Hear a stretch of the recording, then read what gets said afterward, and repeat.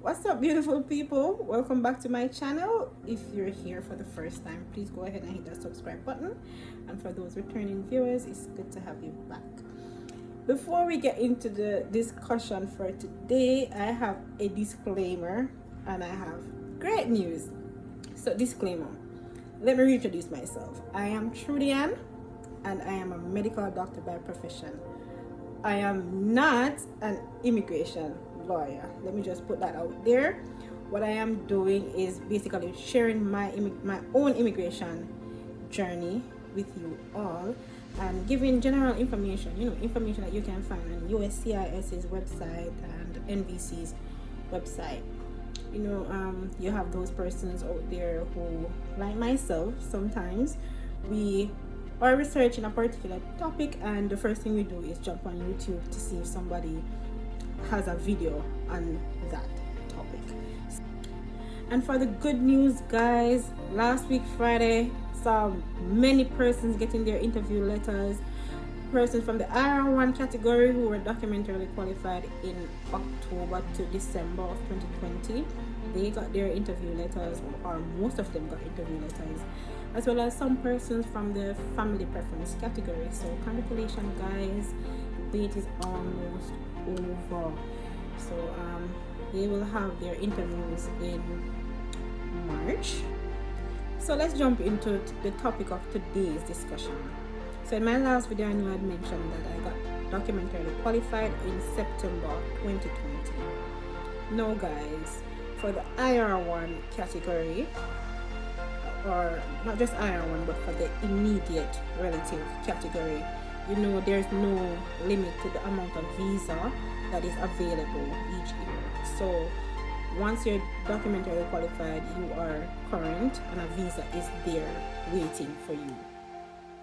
Now, normally, under normal conditions, the time from being documentarily qualified to getting an interview letter is maximum of 3 months. So I was thinking that by at least December, I would have gotten my interview letter. So I was thinking that, come around December, my husband would visit Jamaica and I would go back with him in January. December came, I did not get my interview letter. I was like, okay, then let's wait until January. January came around. I was like, okay, maybe these consulates are still getting over the Christmas period where they might have had a little too much sorrel to drink. So, all right, give them until the end of January. I traveled with my husband. I was like, I'm going to go to Florida and then I'm going to come back because they're going to send me my interview letter end of January. End of January came, nothing. February came around, still nothing. Guys, I waited 1 year and 4 months for that interview letter. The interview letter that I would have gotten in 3 months. Just imagine the stress, the depression. Anyways, December 2021 was when I got my interview letter, the 15th to be exact. I wasn't even thinking about it. Honestly, I used to check my email every single day for this letter and I wasn't even checking anymore. I was in my bed sleeping, my husband woke me up. Babe! I was so fine, I thought somebody died. And I was like, what? I was asleep. He's like, let's set your interview. So my interview was set for the 13th of January 2022. No. Before the interview, you know that you have to do the medical. So I'm going to get into what I did directly after receiving the interview letter.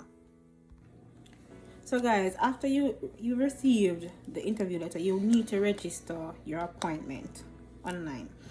Now, if you try registering directly after you receive the letter, like minutes or even a few hours after, you might get an error message saying that they don't have your case number, your case is not in Kingston, or something to that effect.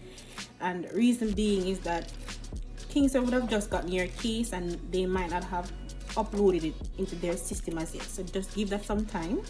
Nothing is wrong. Just give it like 24 hours and you'll be good to go. But what you can do in the meantime is to register your medical appointment, schedule that appointment, because remember, interviews are given in batches, so that you have a lot of persons waiting for medical. There have been cases where persons got their medical after their interview, and that, guys, can add up to 90 days on your processing time. So go ahead, register those medical appointments as soon as they get your interview letter. Now, where you'd go to register that, I'll leave the link for Andrews Memorial Hospital down in the description. So you will go onto that, you'll go to the section that says US Medical, and then you will choose that option to say that you're registering a new appointment. On the page, there will be instructions telling you what to do. There will be a form that you'll need to fill out, and you'll get an email stating that you have registered. Now, within 2 days, I got my appointment within 2 days of doing that. So they will send you the date that you got for the medical. So after you've got the chance to register your appointment, then you'll be prompted to register with the courier.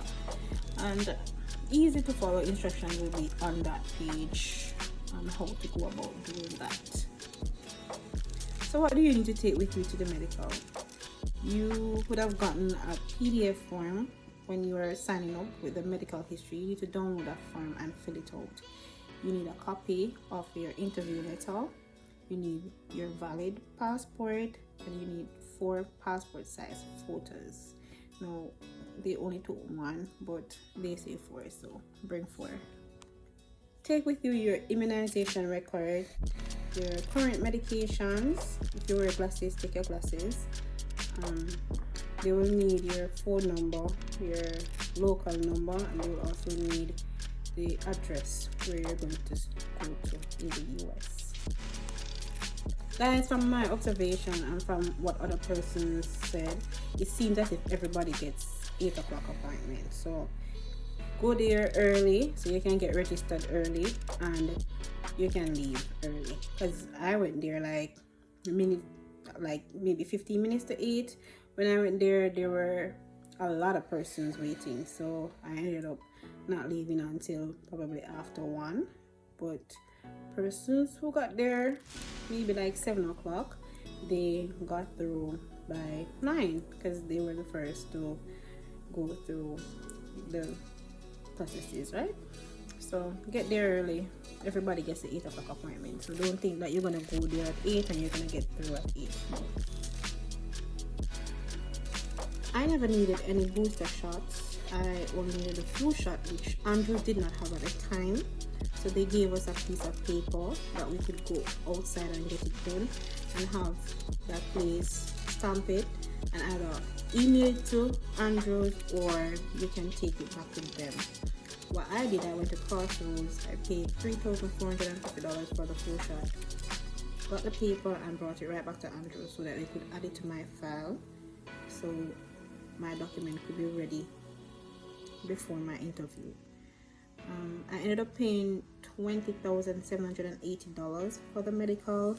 That was for the US medical, physical, for the chest x-ray, and for the blood test. So a breakdown of the price. For the physical, it was like $10,035. For the x-ray, it was $4,820. And for the blood test, it was $5,925. About 3 days after the medical, Andrews sent an email with the vaccination sheet that can be used for school or work in the US. And that was that. So in my next video, I will talk about the actual interview, the questions that were asked, what I observed while I was in the interview, and how long it took for me to get my passport back. So see you in the next video. Thanks for watching.